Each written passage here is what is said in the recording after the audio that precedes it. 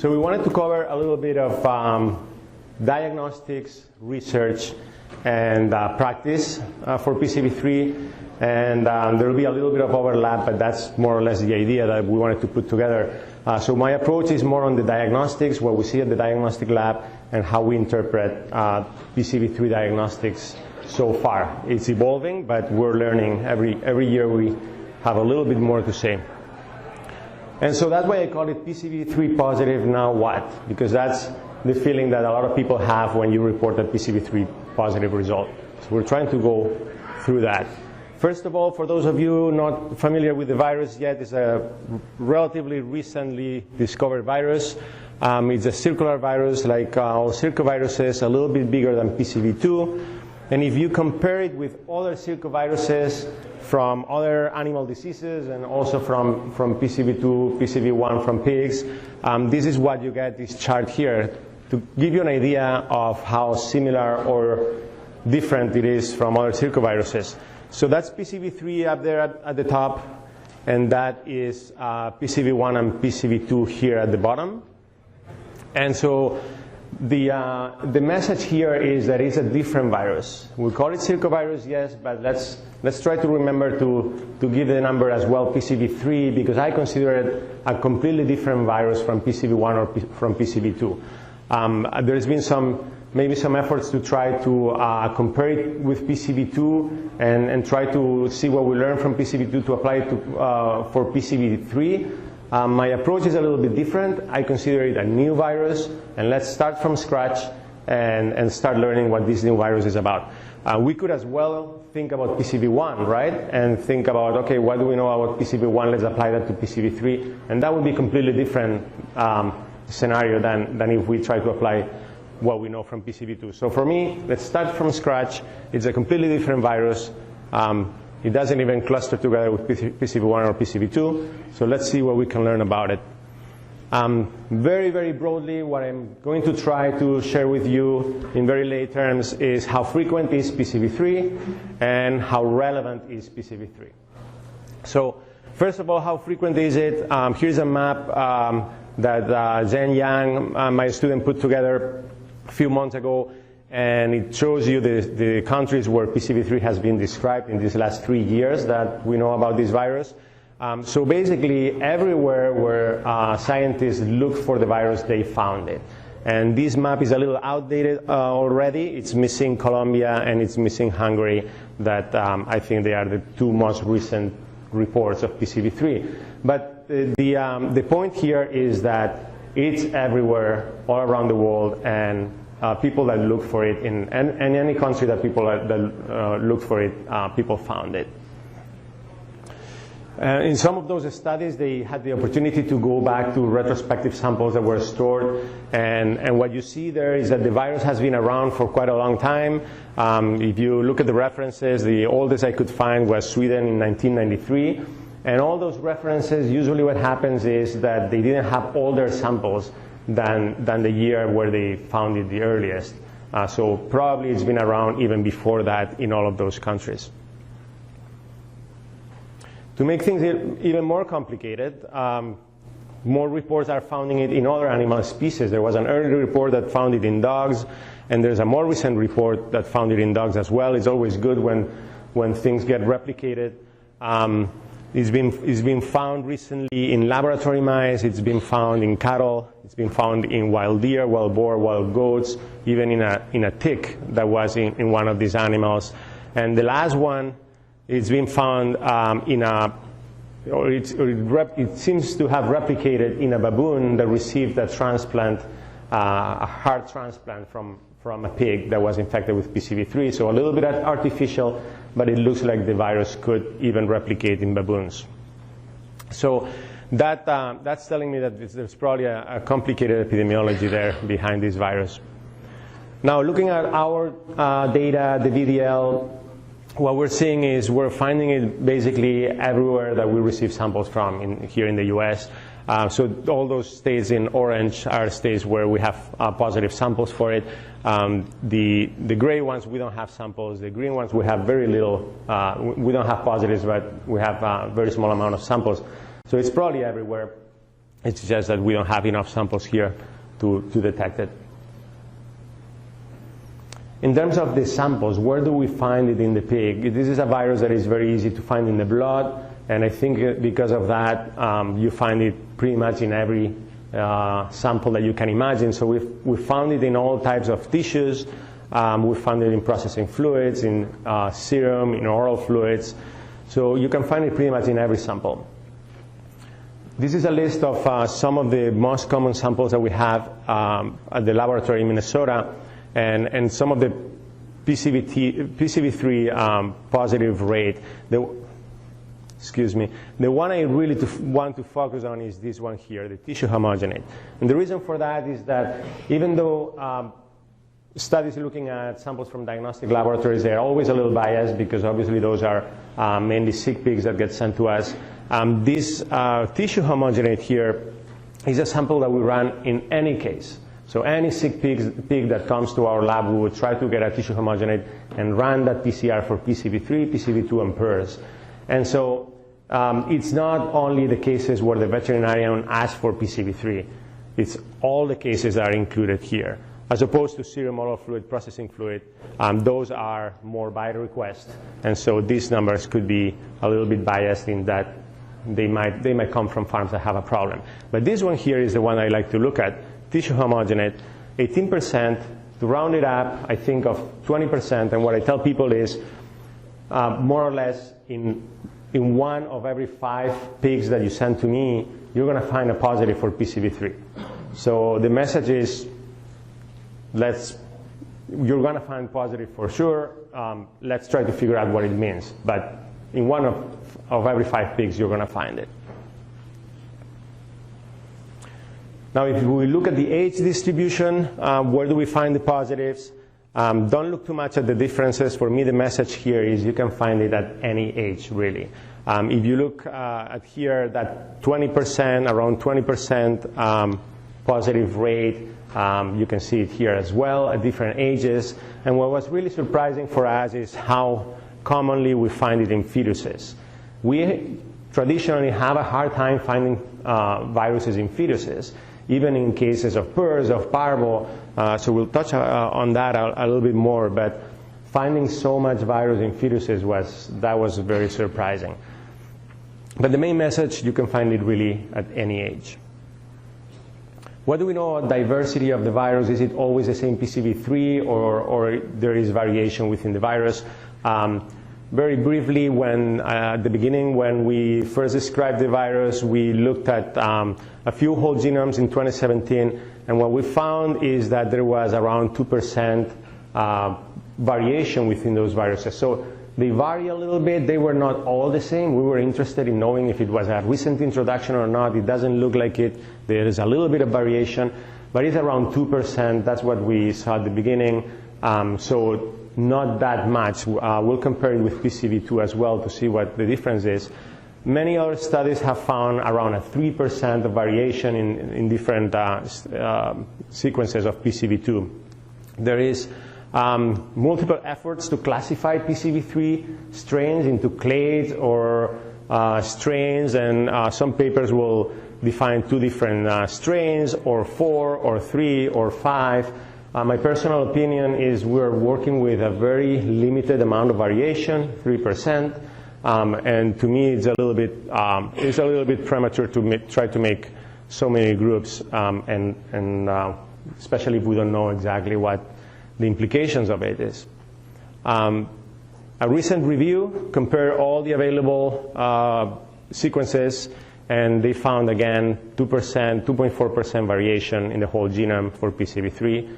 That number, 2%, 3%, keeps coming up in different studies.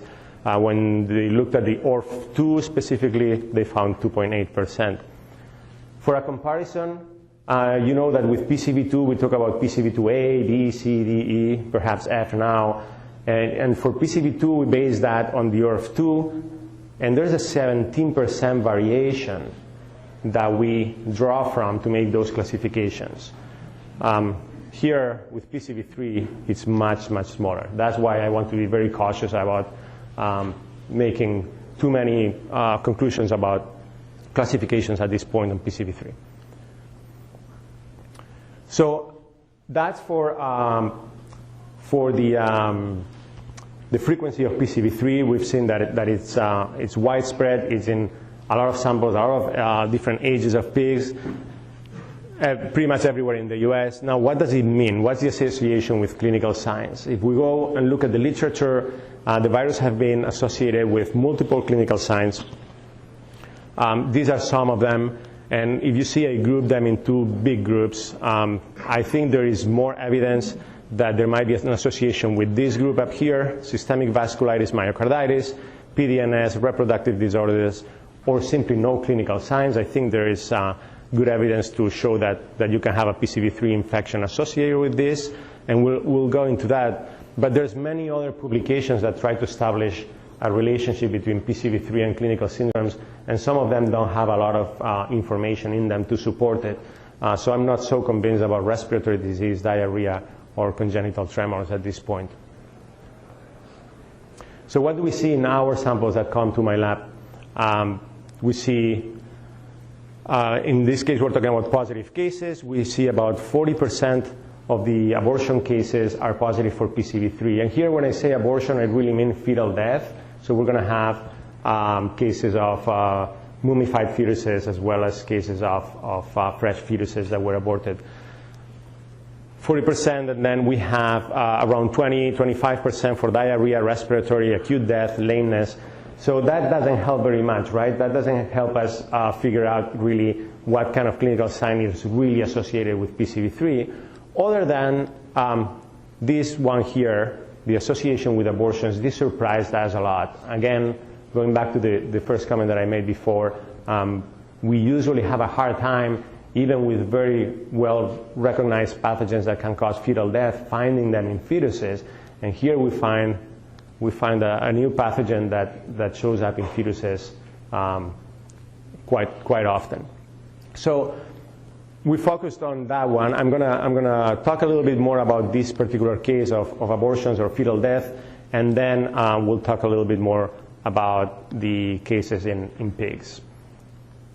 So we dig a little bit more into the abortion cases, and we did an analysis on 60-some cases. We have a lot more now. We have more than double this number, but the associations and the numbers that we found are the same. So like I said, 40% of the cases are positive for PCV3, very high. Not all the fetuses in the cases are positive. And so when we look at the fetuses, about 19% of the fetuses are positive for PCV3. Now, how does that compare to other well-known causes of fetal death? Here's PCV3, 40%, 19%. PRRS continues to be a huge problem in for our clients in our lab. However, we see 7% and 4%. So just to give you a little bit of perspective, 2%, 3% for PCV2, 13%, 4% for PPV1 or PPV2. So some of those are co-infections. And this is something that we feel like we're starting to see a lot more, co-infections. It used to be rare to find a co-infection in a fetus, but we're now finding it more and more. Of course, if we're testing for more viruses, we're more likely to find co-infections, but we think there's something else. We're not sure exactly what it is. But if we're thinking about the role of PCV3, we really want to know if there are cases where there's PCV3 only, right? And there are, and actually 16% are PCV3 only. And we also want to know what else was tested in those cases, and we want to know, especially for us pathologists, if there were lesions. Now, it is very rare to find lesions in fetuses in general, for PCV3, but also for PRRS, but also for PCV2. If you find them, great, but it is very rare to find lesions. So we do find the occasional case where you find a lesion. In this case, it was pneumonia right there in the lung, and you find a very low CT for PCV3, and everything else that we tested for was negative. Some cases we did whole genome sequencing. PCV3 was the only thing we found.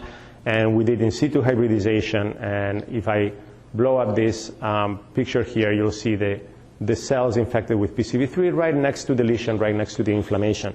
So this is great for us pathologists, makes us feel good that in this case I feel a lot more confident that PCV3 is the cause of this abortion. But again, this is the exception. This is a very rare case where we can find lesions. Much more common, you find the circovirus, the PCV3, with a low CT. You don't find anything else. And we think that's probably enough support to think that that PCV3 is playing a role in that fetal death. So in terms of frequency, how common it is? Hard to tell, but if I put it in comparison to all the other cases that we get to the lab, that's the only way I could find to give you an idea of how common it is. If I define a PCV3 abortion case as having an abortion and being PCV3 positive, independently of the other tests, we have around 5% of the cases that come through the lab for diagnostic investigations. If we defined it as an abortion or a fetal death and PCV3 positive and all the others negative, the PERS, the parvo, the PCV2, then it's less because we're discarding the co-infections, and then we have around 2% of the cases. I don't know if that helps you get an idea of how common or uncommon it is. What I'm trying to say is we don't see one of these PCV3 fetal death cases every day at the lab, but we probably do see one every week to give you more or less an idea of what might be the frequency of it. So that was for the fetal death cases. Now what we did for the cases of sick pigs is a little different. In sick pigs it's a lot more common to find lesions. It's also a lot more common to find many other pathogens that can confound everything. But we do have this really good database of cases that all of them, no matter what, are tested for PCV3. And so we used that database, and we did evaluate the reports of a little over 1,000 pigs. These are reports that were made without having PCV3 in mind. So we went to the pathologist reports and looked at the lesions that the pathologist described. There were 16 organs described, 38 lesions. Of course, not every case has every organ, but there are some organs that are in many cases, a few organs that are we were able to see all the time. So out of those 38 lesions, we looked at association with presence of PCV3, and we look at association with having a low CT for PCV3.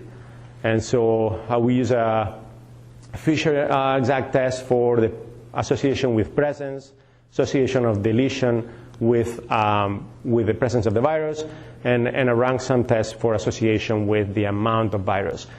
And out of those 38 lesions, these are the only ones that came back with something significant. What we saw was vasculitis in several organs, spleen, heart, kidney, in the mesentery. Some of them were associated with having PCV3, some of them with having PCV3 and having low CTs, some of them only with having low CTs. We think there is an association there. Myocarditis in the heart, some of these are going to be the same cases where several of these lesions are in the same pig, are reported in the same pig. Myocarditis is often associated with some of these vasculitis here, so some of the same pigs are represented here. We didn't find it associated directly with PCV3, and there are many other confounders that can be playing a role there, but we did find it associated with having a low CT value for PCV3. And here's one more dermatitis in the skin that we'll have to dig a little bit more into this one, because we did, again, not find it associated with detection, but we did find it associated with the amount of PCV3 in the positive samples. Now, how common are these lesions? They are not very common. So this is more or less to give you an idea of what was the representation. How many pigs had that lesion? Very, very few pigs. So we think there is an association with some of this. There are some clinical cases where the virus really seems associated with lesions, but they're relatively uncommon. It's not something that we see very often. Now here I have interstitial pneumonia scratch here, because we didn't find it to be associated. But if you have seen me presenting before with preliminary information, at some point it looked like interstitial pneumonia was going to be possibly associated. And when we completed the study, we found that it actually didn't show us significant association. So I have it there as a maybe, but not significant. So this is what we found associated, this myocarditis and vasculitis in different organs. And that has been described. One of the first two papers that described the virus were 3 different cases of myocarditis and vasculitis, so it's not new. That was described in a paper in 2016. And these are some recent cases. So you have the vasculitis right there in the heart, in the kidney, and in the spleen, around the arteries. And when we do in situ hybridization, in some of these cases we do, and you see the association with the lesion very clear. So you find the virus right there at the lesion. And like I said, it's not new. It's been described before. But for me, it's important to know that we keep seeing those cases. It wasn't something that happened in 2015, 2016, and we reported it, and sometimes we pathologists like to publish something, and then you never see that ever again. It is something that keeps happening, that we keep seeing in different systems. Not very frequently, but it kind of supports the role of PCV3 on this scenario. Now, what about other syndromes or lesions? I'm sure you have heard about herds that had low conception rate and perhaps in combination of mummies or not, and what was the role of PCV3 on that. For me as a pathologist, it's very, very hard to find any association to investigate that association with low conception rates because we don't get the samples. If really there is an embryonic death there, usually they get reabsorbed or they get missed. That sample doesn't get to the lab. If we get a sample from the sow, it might be a positive or negative sow. It might not be associated with that. So I'm not saying there is no association. It's just very, very hard for us to investigate that association. What about lymphoid depletion? We do have cases with lymphoid depletion in our database, and we didn't find that association. Others, encephalitis, there's a recent paper by Dr. Arruda, very interesting, where she found some pigs with encephalitis. In our database, we didn't find that association, but we don't have a lot of cases of encephalitis, and especially of little piglets with encephalitis. We don't have a lot of cases with brain samples to look at. So I wonder if in some of those cases of vasculitis that we saw, if we had gotten the brain, maybe that would have uncovered that association, but we just don't have in the database that capability that much. And the last one, PDNS, I think one obvious reason why maybe we didn't find an association with PDNS is we don't have a lot of cases of PDNS in our database. So we shouldn't expect to find it. It doesn't mean that it doesn't exist an association with PDNS. Another point that I wanted to mention with PDNS is that not all skin lesions and kidney lesions are PDNS. It's a pathological description, and it doesn't always get interpreted well. And I wanted to specifically mention this paper that was published recently, where we actually they were able to inoculate pigs with PCV3 and report an experimental inoculation, which I think it's great. As far as I know, is the first experimental inoculation with PCV3 that gets published. The pigs got sick because they lost weight, they got viremia, so that was, I think, a very, very good contribution. Now they found some skin lesions, they found some kidney lesions. In my opinion, they don't qualify as PDNS, and unfortunately that made it into the title of the paper. So I'm still very skeptical about whether PDNS can be associated or not with PCV3. Certainly, systemic infection with skin lesions, yes, and that's something we need to keep looking into. So in summary, PCV3 is widespread in the US. It can be found in any specimen, any age.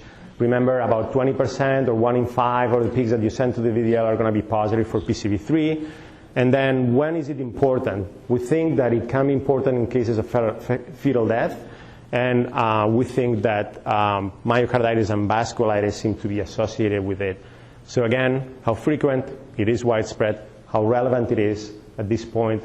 I believe it can be relevant in occasional cases of mummies and abortion, myocarditis and vasculitis. This is all the people that helped us with all these studies. And I think we have time for maybe one quick question or a couple questions. If there are any.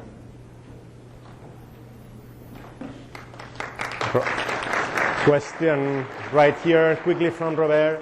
We don't have a microphone, so I'll repeat the question.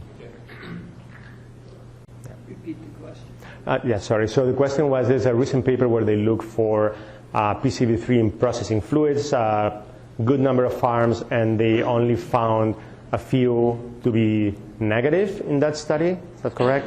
And so the question was, if we look hard enough, if we would end up finding that all farms are positive, or if there's a chance that there are farms that are negative. I think that we would find that all farms are positive, and it looks like it's been circulating for many years. So I think we would find it.